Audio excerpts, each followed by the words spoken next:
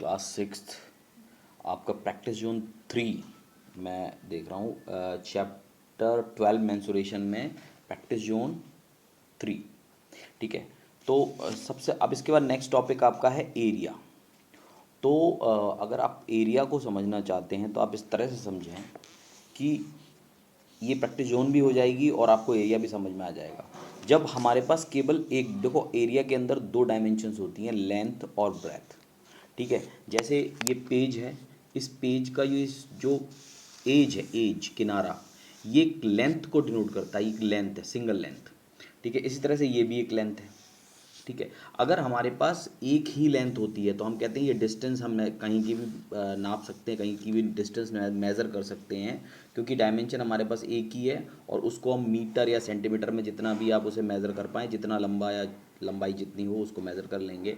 लेकिन जब हम एरिया की बात करते हैं तो एरिया में दो डायमेंशंस होती हैं, एक होती है ये हो गई लेंथ और एक हो गई ब्रेथ।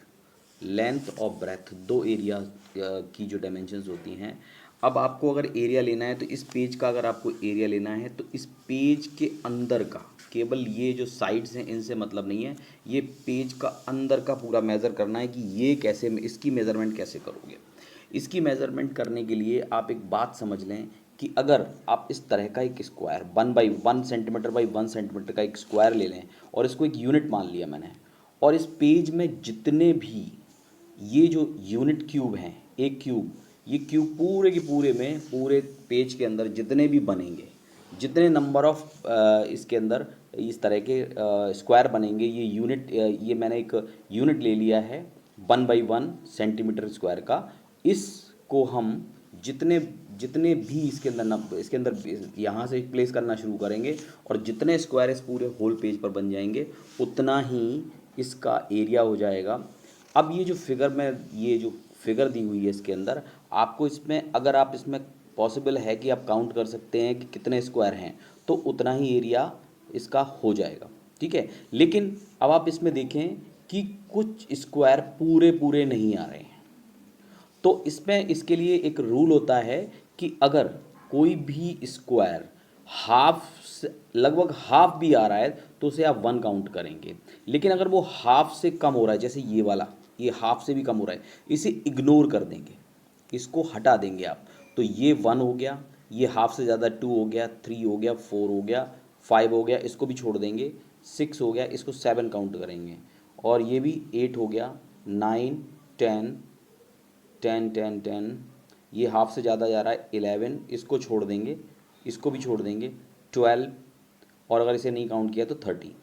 तो आपके पास टोटल कितने हो गए? 13।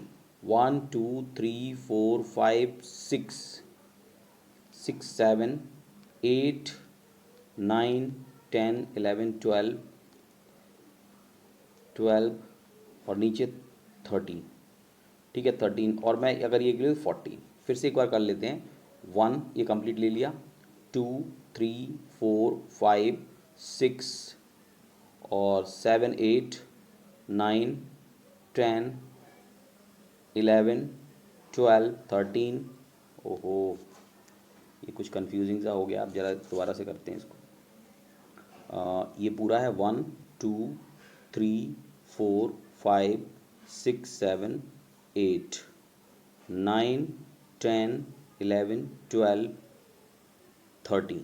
13 आ रहे हैं, 13 पूरे आ रहे हैं, और नीचे देखते हैं 14, और एक आप ये लेना चाहें, ये आधे से ज़्यादा है 15, और ये भी आधे से ज़्यादा है 16। बाकी सारे छोड़ देते हैं क्योंकि वो हाफ से, या तो 16, तो ये 16 सेंटीमीटर स्क्वायर इसका एरिया हो जाएगा, क्योंकि इसके अंदर पूरे पूरे जिनको जो रूल था उसके हिसाब से मेरे इसमें 16 स्क्वायर आ रहे हैं, तो इसको हम कहेंगे 16 सेंटीमीटर स्क्वायर। आप इसको अच्छी तरह समझ गए होंगे। इसी तरह से आप इसको भी निकालेंगे इसके अंदर भी, और आप क्या करेंगे, जो आधा और आधे से ज़्यादा आपको स्क्वायर इसके अंदर दिखाई पड़े, जो इस लाइन के अंदर आ रहा है, उसे आप 1 काउंट करना, और जो आधे से कम हो उसे हटा देंगे, उसको इग्नोर कर देंगे। ठीक है, तो इस तरह से आप ये एरिया निकाल सकते हैं किसी भी फिगर का। लेकिन एरिया के लिए हमें कुछ और भी दिया हुआ है, कुछ फॉर्मूले भी बना के कर सकते हैं। कैसे?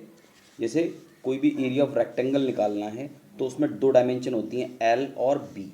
तो हम इसे एल इंटू बी, यानी एल को बी में मल्टीप्लाई करोगे तो भी आपको ये पता लग जाएगा, ठीक है। तो इसका एरिया, इसके अंदर का एरिया एल इंटू बी से पता लग जाता है। ये फॉर्मूला आपको लिखना है, यहाँ देख लें आपको ये फॉर्मूला जब आप ये प्रैक्टिस जोन शुरू करेंगे उससे पहले, area of rectangle length into breadth, ठीक है। और दूसरा area of square side into side, दो साइड, दो सारी स्क्वायर में सारी साइड्स इक्वल होती है तो इसे साइड लिखेंगे, तो S into eight S square कर देंगे, ठीक है। अब इसके बाद इन्हीं पर बेस्ड एक प्रैक्टिस जोन है आपकी, प्रैक्टिस जोन 4।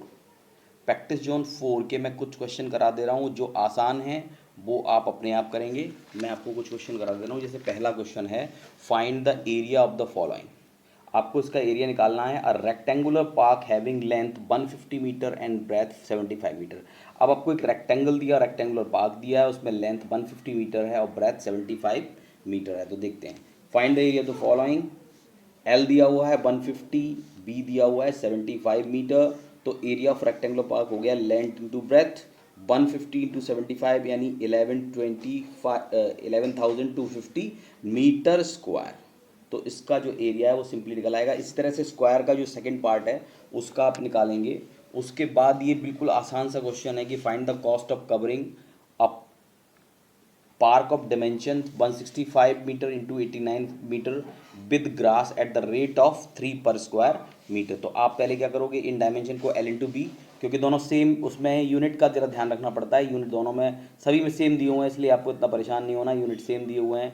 इन दोनों को मल्टीप्लाई कर लो और मल्टीप्लाई करने के बाद इसको 3 से मल्टीप्लाई और कर देना, तो आपको कॉस्ट पता लग जाएगी, ठीक है। तो ये आसानी से कर सकते हैं। ये थर्ड क्वेश्चन मैं करा देता हूँ, सेकेंड और फोर्थ मैं आपके लिए छोड़ रहा हूँ, और इसका एक पार्ट, ठीक है। ये देखें जरा, 2500 equally sized tiles are used for covering a square shaped ground if the area of the ground to be covered with tiles is 7500 metre square, find the area of tile. चलो देखें इसमें हमें क्या क्या गिवन है। इसके अंदर इसमें दिया हुआ है, नंबर ऑफ टाइल्स दिए हैं 2500, एरिया ऑफ द ग्राउंड दिया है 7500 मीटर स्क्वायर।